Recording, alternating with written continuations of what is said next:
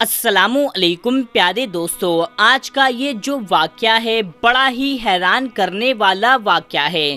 دوستو، کعبہ شریف تو مسلمانوں کے لیے کتنا اہم، کتنا ضروری ہے، اور اللہ تبارک و تعالی نے کعبہ شریف کے لیے ارشاد فرمایا ہے کہ کعبہ شریف تو مسلمانوں کا قبلہ ہے۔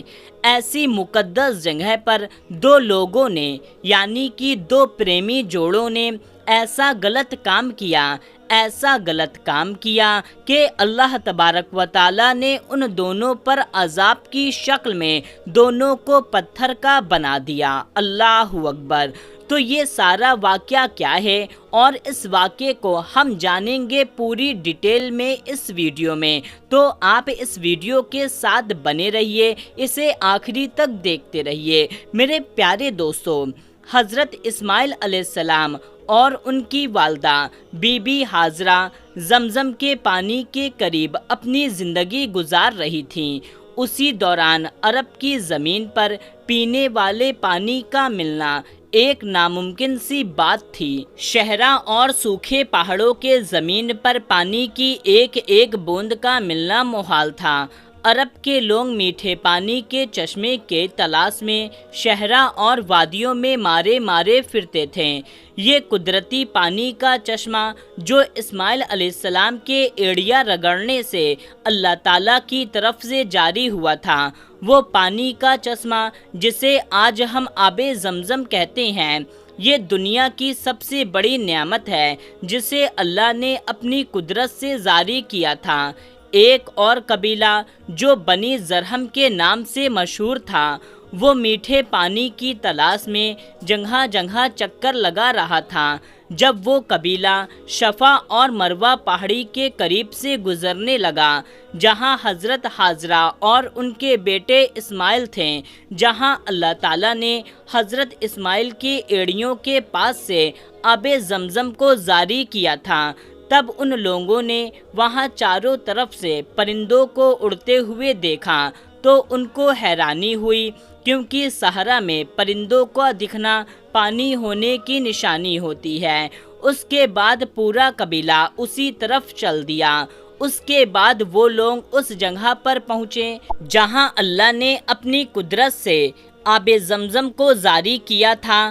انہوں نے دیکھا کہ ایک خاتون اپنے چھوٹے سے بچے کے ساتھ وہاں پر رہ رہی ہے، اور قریب میں ایک ٹھنڈا اور میٹھے پانی کا چشمہ جاری ہے جس کا پانی بے حد صاف اور میٹھا ہے۔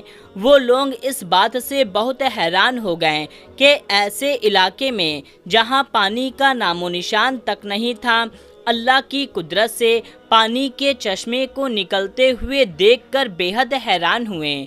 انہوں نے بی بی ہاجرہ سے چشمے کے پاس رہنے کی اجازت مانگی، اور بی بی ہاجرہ نے ان کو رہنے کی اجازت دے دی، اور ساتھ میں یہ بھی کہا کہ اس چشمے کا پانی ضرور استعمال کرو، لیکن یہ اللہ پاک کی امانت ہے، اس پر کسی کا کوئی مالکانہ حق نہیں ہوگا۔ قبیلے والوں نے اس شرط کو قبول کر لیا، وہاں رہنے لگے۔ وقت گزرنے لگا، بی بی ہاجرہ نے حضرت اسماعیل علیہ السلام کی شادی اسی قبیلے زرہم کی ایک لڑکی سے کر دی، اور اس طرح رفتہ رفتہ حضرت اسماعیل علیہ السلام کی اولاد ہوئی۔ ان کی اولاد وہاں پڑی بلی، اور اس طرح کچھ وقت کے بعد مکہ، جس کا نام پہلے بقا تھا، وہ اتنی آبادی والا شہر بن گیا۔ قبیلہ زرہم والے کافی عرصے تک سیدھے راستے پر رہیں، لیکن پھر دھیرے دھیرے ان کے اندر برائیاں پیدا ہونا شروع ہو گئی۔ اب ان لوگوں نے کعبہ شریف کا انتظام سنبھال لیا۔ حج پر آنے والے لوگوں سے ملنے والا ہدیہ یعنی رقم خود لینے لگیں، اور اللہ کی نافرمانی کرنے لگیں۔ اس طرح دھیرے دھیرے وہ لوگ گناہ کرتے گئے۔ تب اللہ پاک نے ان کو سزا دینے کے لیے ان سے زمزم کا پانی چھین لیا، اور زمزم کا پانی سوکھ گیا۔ وقت گزرنے کے ساتھ ساتھ زمزم کے پانی کا نام و نشان مٹ گیا۔ اب کسی کو معلوم نہیں تھا کہ یہاں پر کوئی جمجم کا چشمہ ہوا کرتا تھا۔ اس قبیلے کا ایک شخص جس کا نام حجان بن عمر تھا بہت نیک اور پرہیزگار شخص تھا۔ اس نے وہاں کے لوگوں کو بہت سمجھایا، انہیں اللہ کے عجائب کے بارے میں بتایا، لیکن اسے قوم پر کوئی اثر نہ ہوا۔ جب یہ قبیلہ اپنے برے کاموں سے باز نہیں آیا، تب ایک رات حجان نے سوچا کہ یہ لوگ جس طرح کعبہ شریف کے پیسے کو کھانے لگے ہیں، کسی دن یہ لوگ حج کرنے والوں کی طرف سے چڑھائے گئے قیمتی سونے چاندی کو بھی چرا لیں گے۔ حجان نے رات کے وقت اپنے بیٹے کو ساتھ لیا اور کعبہ کے اندر موجود سونے کے قیمتی چیزوں کو لے کر جس جگہ جمجم کا چشمہ جاری ہوا کرتا تھا اسی جگہ پر کھدائی کر کے یہ سب قیمتی چیزیں وہاں پر چھپا دیے۔ اب جیسے کہ اللہ تعالیٰ کسی قوم کے بگڑنے پر اس قوم کو دوسری قوم کے ہاتھوں عذاب دیتا ہے، اللہ تعالیٰ نے اس قوم کو عذاب دینے کا فیصلہ کر لیا، اور ایک قبیلہ جس کا نام بنی خزا تھا اللہ تعالیٰ نے ان لوگوں پر مسلط کر دیا۔ بنی خزا والوں نے بنی زرہم والوں کو مار مار کر مکہ سے نکال دیا۔ ان لوگوں نے بڑی تعداد میں لوگوں کو قتل کر دیا اور اس طرح اپنی جان بچا کر بنی زرہم کے لوگ یمن میں آباد ہو گئے۔ اس زمانے میں اس قبیلے میں ایک لڑکی اور ایک لڑکے نے جنم لیا۔ لڑکے کا نام عیسیٰ بن ایلا تھا اور لڑکی کا نام نائلہ بنت زید تھا۔ دوستو، یہ دونوں جب جوان ہوئے تو ایک دوسرے کے عشق میں گرفتار ہو گئے۔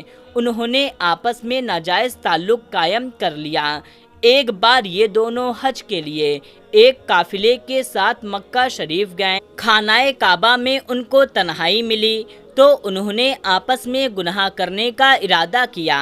جیسے ہی انہوں نے آپس میں گناہ یعنی زنا کیا، اللہ تعالیٰ کا عذاب ترنت نازل ہو گیا۔ یہ دونوں فوراً پتھر کے بت بن گئے۔ ان دونوں نے جس جگہ پر گناہ کیا تھا وہ زمین کی سب سے مقدس جگہ یعنی کہ خانہ کعبہ تھی۔ جیسے ہی انہوں نے گناہ کیا اس وقت ان کے جسم پتھر کے بن گئے، ان کی روحیں قبض کر لی گئیں، گوشت کے جسم پتھر کے بن گئے۔ اس وقت ان کے قریب کوئی نہیں تھا، اس لیے جو کچھ ان پر گزری ان کے سوا کوئی نہیں جانتا تھا۔ یہ تاریخ کا انتہائی عجیب و غریب خوفناک واقعہ تھا کہ دو زندہ انسان جن میں سے ایک مرد اور دوسرا عورت تھا وہ دونوں پتھر کے بن گئے۔ کیوں بن گئے تھے؟ کیونکہ وہ لوگ ایسا گناہ کر رہے تھے جس کو زنا کہا جاتا ہے، وہ بھی ایسی مقدس جگہ پر۔ لیکن اس کے بعد جو ہوا آپ کے رونگٹے کھڑے ہو جائیں گے اس کو سن کر کے۔ دوستو، کچھ دیر گزری تو ادھر سے کسی کا گزر ہوا، اس نے ان کو دیکھا اور پہچان لیا۔ معلوم بھی ہو گیا کہ انہوں نے اس مقدس اور برکت والی جگہ پر ایسا گنہونا کام کیا ہے جس کی فوری طور پر پکڑ ہو گئی۔ اللہ تعالیٰ نے ان پر عذاب نازل کر دیا۔ لوگوں کا دکھ اور غصے سے بہت برا حال تھا۔ ان دونوں پتھر کے بتوں کو عبرت کا نشان بنانے کے لیے اسے زمین کے کچھ علم اور نیک والے لوگوں نے ان کو اس مقدس جگہ پر اس علاقے سے دور کافی لمبے راستے پر آمنے سامنے رکھ دیا۔ اس مقدس مقام پر آنے والے لوگوں کے لیے یہ ضروری کر دیا گیا کہ ان دونوں بتوں کو جوتے سے مارتے ہوئے گزرا جائے تاکہ دیکھنے والوں کے ذہن میں ان کا گناہ تازہ رہے اور لوگ اس سے سبق حاصل کرتے رہیں، اور جو بھی اس مقدس مقام پر آتا وہ ان کو جوتے مارتے ہوئے وہاں سے جاتا۔ وقت گزرتا گیا، 100-150 سال کے قریب یہی سلسلہ چلتا رہا۔ اس کے بعد وقت تو گزرا، آنے والی نئی نسلیں دھیرے دھیرے ان بتوں کو جوتے سے مارنا چھوڑ دیا۔ شیطان نے ان کے دماغ میں یہ بات ڈالی، یہ تو عبادت کا حصہ نہیں ہے، تو انہیں جوتے سے مارنا ضروری بھی نہیں ہے، بلکہ اس کے بجائے ان کو تھپڑ مار کر گزرا جائے، جس سے یہ بھی پتہ چلتا رہے کہ ان سے نفرت کرتے ہیں، اور ان کے کیے ہوئے گناہ کا خیال بھی لوگوں کے دماغ میں موجود رہے۔ وقت کے ساتھ ساتھ یہ جو تھپڑ تھا وہ بھی ہلکی سی چمک میں تبدیل ہونے لگا، اور پھر علامتی طور پر ان بتوں کو صرف چھو کر گزرنے کا سلسلہ شروع ہو گیا۔ شیطان تو چالاک ہے، شیطان نے ایک بار پھر لوگوں کو بہکایا۔ اب لوگ ان بتوں کو اس نیت سے چھوتے کہ لوگ ان سے نفرت کرتے ہوئے تھپڑ مار رہے ہیں، لیکن ساتھ ہی اپنے لیے اس بتوں سے دعا بھی مانگتے ہیں۔ شیطان نے ان کے دماغ میں یہ بات بیٹھا دی کہ اگر تم ان بتوں سے نفرت کرتے ہوئے، چھوتے ہوئے دعا مانگو گے تو تمہاری دعائیں جلدی قبول ہوگی۔ یہاں پر شیطان کی مکاری دیکھیے کہ کیسے کیسے دھیرے دھیرے لوگوں کے دماغ میں گناہ کی طرف بدل دیتا ہے۔ جب لوگوں کے ساتھ کچھ اچھا ہو جاتا تو شیطان ان کو سمجھاتا کہ یہ تمہارا یہ کام اسی وجہ سے ہوا ہے کہ تم نے بت کو چھو کر دعا کی۔ وقت گزرنے کے ساتھ ساتھ آنے والی نسلوں کی سوچ بدلتی چلی گئی۔ اب تو بتوں کو چھو کر دعا ضرور مانگتے ہیں، لیکن ان کے انداز میں اس بتوں کے لیے عقیدت اور احترام آنے لگا، اور وہ وقت بھی جلدی آ گیا کہ جب ایک بکبکت نے اس بت کے آگے اپنا اس کو خدا مان کر دعا مانگنے لگا۔ جوتے مارنے سے شروع ہوئی داستان عبادت تک چلی گئی۔ ان دونوں بتوں کی باقاعدہ عبادت کی جانے لگی، ان سے منتیں اور مرادیں مانگی جانے لگی۔ اتنے بڑے گناہ کے انجام میں گرفتار دونوں بتوں کو خدا بنا لیا گیا۔ ان بتوں کو سجدے کیے جانے لگے، ان کے سامنے قربانی دی جانے لگی، ان کو بڑے بتوں میں شامل کیا جانے لگا۔ پھر یہ اندھیری رات اور زیادہ گہری ہوتی چلی گئی۔ پھر اللہ تعالیٰ نے ہدایت کا سورج طلوع کیا، جس سے وہ پورا شہر جگمگا اٹھا۔ حضور پاک صلی اللہ تعالیٰ علیہ وسلم کی ولادت ہوئی۔ آپ صلی اللہ تعالیٰ علیہ وسلم دین کی تبلیغ کا کام شروع کیا۔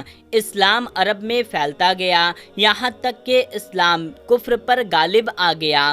حضور پاک صلی اللہ تعالیٰ علیہ وسلم سب سے پہلے مکہ کو انہوں نے فتح کیا۔ آپ صلی اللہ تعالیٰ علیہ وسلم مکہ کے اندر گئے، تمام بتوں کو توڑا۔ آپ بتوں کو توڑتے جاتے اور فرماتے جاتے، حق آ گیا ہے، باطل ختم ہو گیا، باطل تو ہے ہی مٹنے والا۔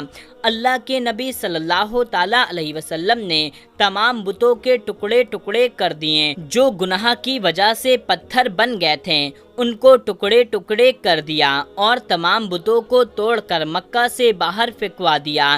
اس طرح پورا عرب دین اسلام سے جگمگا اٹھا۔ سبحان اللہ۔ پیارے دوستو، اللہ تعالیٰ سب کو گناہوں سے بچنے اور عبادت کرنے کی توفیق عطا فرمائے، سچی عبادت کرنے کی توفیق عطا فرمائے، نیک راستے پر چلنے کی توفیق عطا فرمائے، برے راستے سے بچائے۔ آمین اللہم آمین۔